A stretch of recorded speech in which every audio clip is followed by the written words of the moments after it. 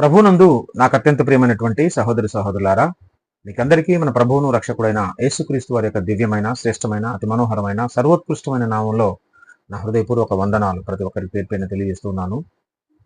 ఒక చక్కని సందేశాన్ని మీ అందరితో పంచుకోవటానికి పరిశుద్ధాత్మ దేవుని యొక్క ప్రేరేపణను బట్టి ఈ రకంగా నేను పూనుకోవటం జరిగింది. మనకందరికీ తెలుసు, దేవుని జనాంగం, దేవుని ప్రజలు మరి 2 రాజ్యాలుగా విడిపోయారు.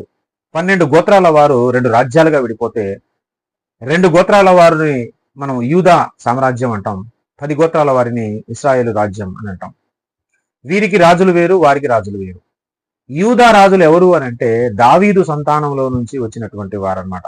దావీదు సంతతి వారిని దేవుడు యూదా ప్రజలకు రాజుగా చేసుకుంటూ వంశపారపర్యంగా వారి పిల్లలు అలా రాజ్యాలను ఏలుకుంటూ వచ్చారు. అలాగే ఇశ్రాయేలు రాజులు మాత్రం ఎన్నో కుట్రలు చేసి ఎవరెవరో పరిపాలించుకుంటూ వచ్చారు. ఒకరిని చంపేసి మరొకరు రాజు అవటం, వారిని మీద కుట్రలు చేసి వారిని చంపేసి మరొకరు రాజు అవటం, ఇట్లాగా ఇశ్రాయేలు రాజుల వృత్తాంతం మనకందరికి తెలుసు. అయితే యూదా రాజులలో ఒక రాజు ఎవరు అంటే ఉజ్జియా. ఇతను 52 సంవత్సరాలు యూదా ప్రజలను పరిపాలించినట్టుగా పరిశుద్ధ బైబిల్ గ్రంథం చెప్తుంది. ఇతను దేవుణ్ణి అనుసరించి నడుచుకున్నట్టుగా కూడా బైబిల్ గ్రంథం చెప్తుంది.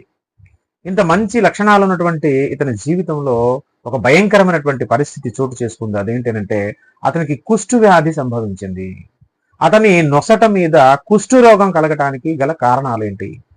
52 సంవత్సరాలు అప్రతిహతంగా యూదా సామ్రాజ్యాన్ని పరిపాలించినటువంటి ఉజ్జియా రాజు జీవితంలో ఎందుకని ఈ శాపం చోటు చేసుకుంది? ఎందుకని దేవుడు అతన్ని మొత్తాడు? ఏం జరిగిందో మనం క్లుప్తంగా నేను వివరించే ప్రయత్నం చేస్తాను. దయచేసి ఆలకించాలని ప్రభు పేరట మిమ్మల్ని మనవి చేసుకుంటున్నాను.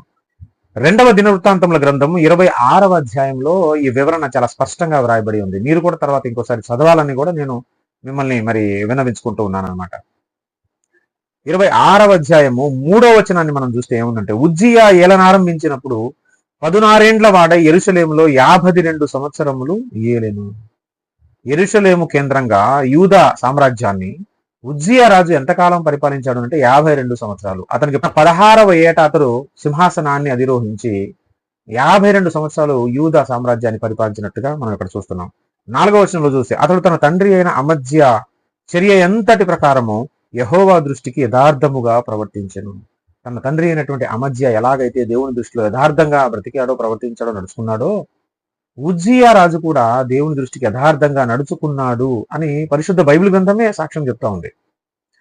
ఇక 5వ వచనం చివరి భాగంలో చూస్తే, అతడు యెహోవాను ఆశ్రయించినంత కాలము దేవుడు అతని వర్ధిల్లజేసెను. చూసారా? యెహోవాను ఆశ్రయించినంత కాలం, యెహోవా మీద ఆధారపడినంత కాలం, యెహోవా ఆజ్ఞను అనుసరించి నడుచుకున్నంత కాలం దేవుడట అతన్ని వర్ధిల్లజేయుచు వచ్చాడు. ఆయన్నే కాదండి, మన విషయంలో కూడా అంతే కదా. దేవుణ్ణి మనం ఆశ్రయించినంత కాలం, దేవుని ఆజ్ఞల ప్రకారం భయం భక్తి కలిగి ఆ మార్గంలో నడుచుకున్నంత కాలం దేవుని కృప, దేవుని కాపుదల, దేవుని కనికరం, దేవుని సహాయం మనకు తోడుగా ఉంటుంది. మనం వర్ధిల్లుతాం, ఆశీర్వదించబడతాం. ఉజ్జియా జీవితాన్ని కూడా మనం చూస్తే ఎంతకాలం అయితే అది దేవుని మీద ఆధారపడి దేవుని ఆశ్రయించి నడుచుకున్నాడో అప్పటి వరకు అతను వర్ధిల్లుతూనే ఉన్నాడట. ఇక 10వ వచనాన్ని చివరి భాగంలో చూస్తే, వ్యవసాయమందు అతడు ఆపేక్ష గలవాడు గనుక పర్వతముల్లోను కర్మెలులోను అతనికి వ్యవసాయకులను ద్రాక్షతోట పనివారును కలిగి ఉండేది. ఈ ఉజ్జియా రాజుకి ఒక ఇంట్రెస్ట్ ఉండిందట.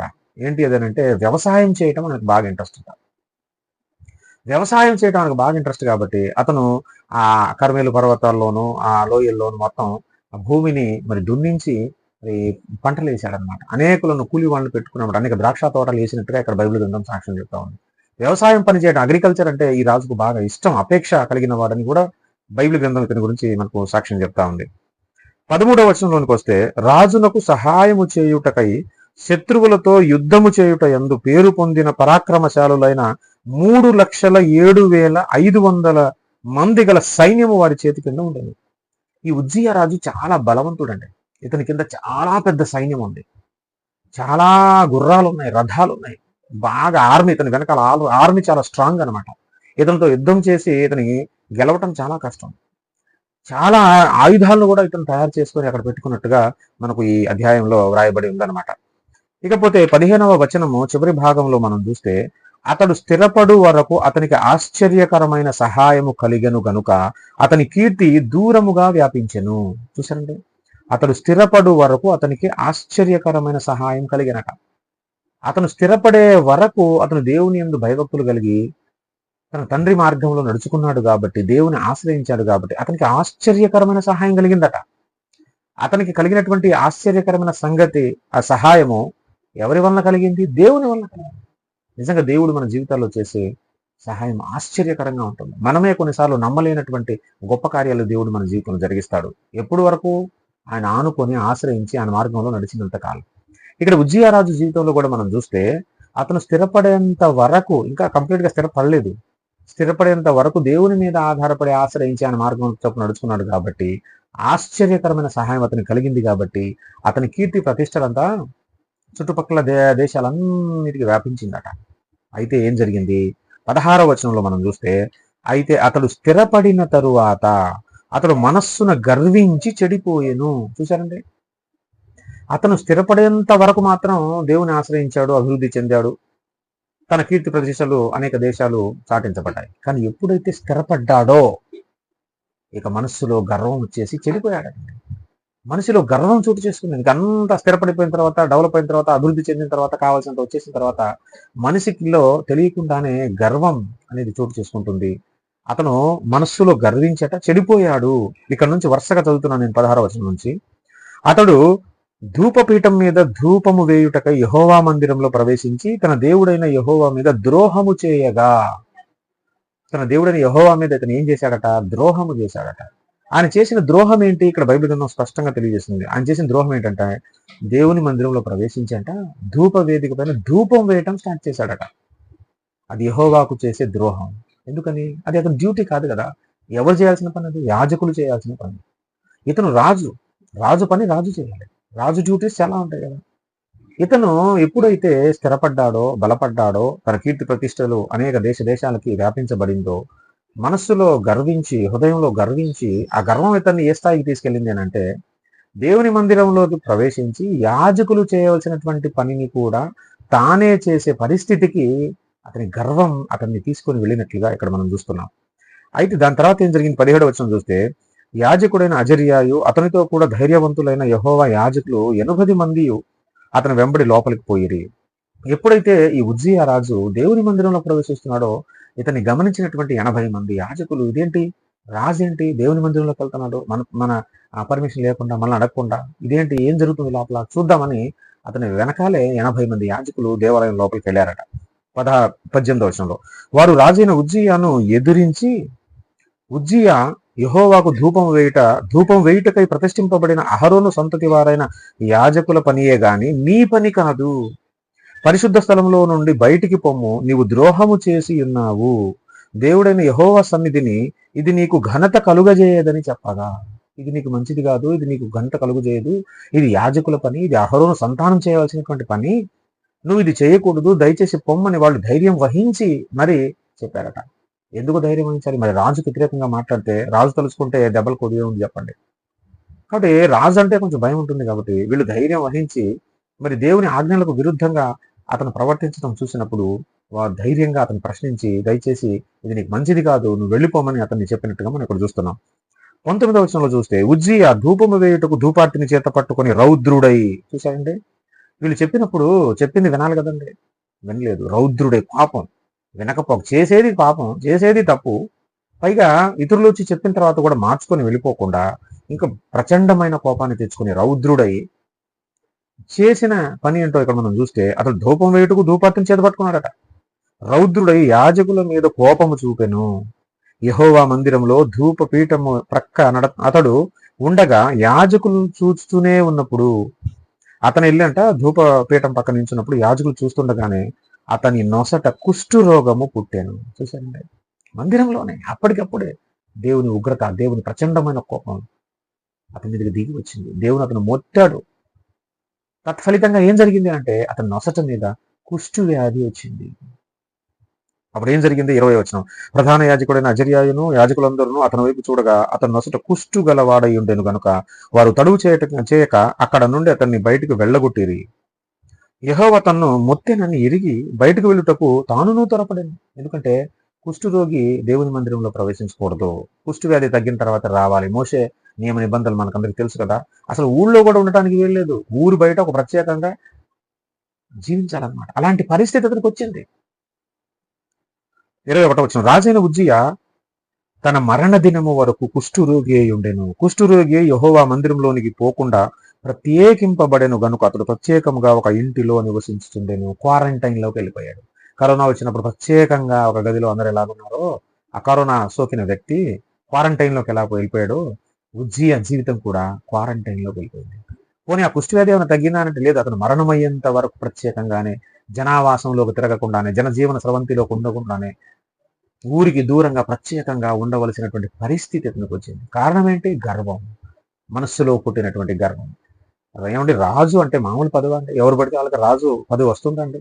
దేవుడు అతను ఎంత హెచ్చించి ఒక రాజ్యాన్ని తన చేతికి అప్పగిస్తే అతను ప్రబలిన తర్వాత, వృద్ధి నిందిన తర్వాత, స్థిరపడిన తర్వాత హృదయంలో గర్వించి, మనసులో గర్వించి యాజకుడు చేసే డ్యూటీలో కూడా వేలు పెట్టి తానే జరిగించాడు అంటే ఎంత కండకావరం ఉండాలి, ఏమంటే ఎంత అజాగ్రత్త ఉండాలి, ఎంత నిర్లక్ష్య ధోరణి ఇది, ఎంత నిర్లక్ష్య వైఖరి ఇది, ఎంత అజ్ఞాతిక్రమం ఇది, దేవుని ఆజ్ఞలను, కట్టుబాట్లను, ధర్మశాస్త్రాన్ని ధిక్కరించడం కాదు ఇది. ఇలాంటి మనసు ఎప్పుడు వస్తుంది అని అంటే గర్వం. గర్వం అనేది హృదయంలో, మనసులో చోటు చేసుకున్న తర్వాత, గర్వం అనేది హృదయంలో చోటు చేసుకున్న తర్వాత ఇవి ఇలాంటి ఆలోచనలు వస్తాయి. దేవునికి విరుద్ధమైనటువంటి ఆలోచనలు వస్తాయి. వెనక ముందు ఆలోచించలేక దేవుడు అంటే లెక్కలేనితనం వచ్చేస్తుంది. కాబట్టి గర్వం అనేది చాలా చాలా ప్రమాదకరమైనది. ఈ గర్వం ఇతను ఏ స్థాయికి తీసుకెళ్ళిందో చూడండి. వీళ్ళారా, గర్వం అనేది చాలా చాలా ప్రమాదకరమైనది. భయంకరమైన పాపం ఇది, తెలుసా?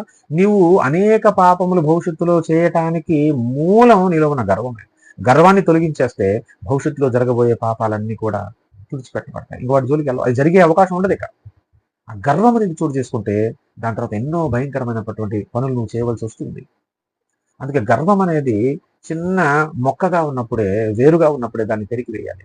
మనకు తెలుసు, ప్రపంచ చరిత్రను మనం గమనిస్తే పరలోకం నుంచి మొదలుకొని లూసిఫర్ ఈ లోకంలో పడిపోవటానికి కూడా, అక్కడున్న ఆ మహోన్నతమైన స్థానాన్ని కోల్పోవటానికి కూడా, అక్కడున్న కెరూబు పదవిని కోల్పోవటానికి కూడా, దేవునికి ఆశ్రయంగా ఒక కెరూబుగా, దేవునికి ఒక బాడీ గార్డ్గా ఉత్తర దిక్కున ఉన్నటువంటి సభాపర్వతం మీద దేవుడికి మాత్రమే ప్రతిష్ఠింపబడినటువంటి కాలుచున్న రాళ్ల మధ్యలో నివాసం చేసినటువంటి అంటే మహోన్నతమైన స్థానం నుంచి సాతాను లూసిఫర్ ఎందుకు పడిపోయాడు?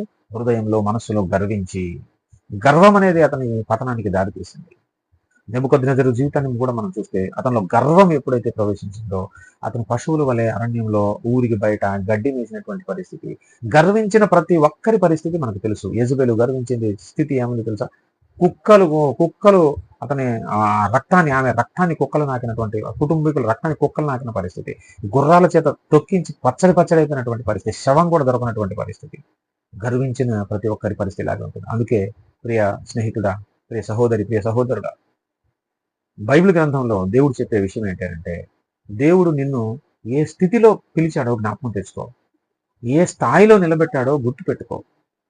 ఆ స్థాయిలో, ఆ పదవిలో, ఆ స్థితిలో నువ్వు దేవునికి నమ్మకమైనటువంటి సేవకునిగా ఉండాలి. మనం దేవునికి నమ్మకమైన, మనం పిలువబడినటువంటి స్థితిలో, మనం ఏర్పాటు చేయబడిన స్థితి ఏదైతే ఉందో, దేవుడు ఏ పదవి మనకు అప్పగించాడో ఆ హోదాలో, ఆ పదవిలో, ఆ స్థితిలో మనం ఉంటూ దేవునికి నమ్మకమైన సేవకునిగా సేవ చేయాలి.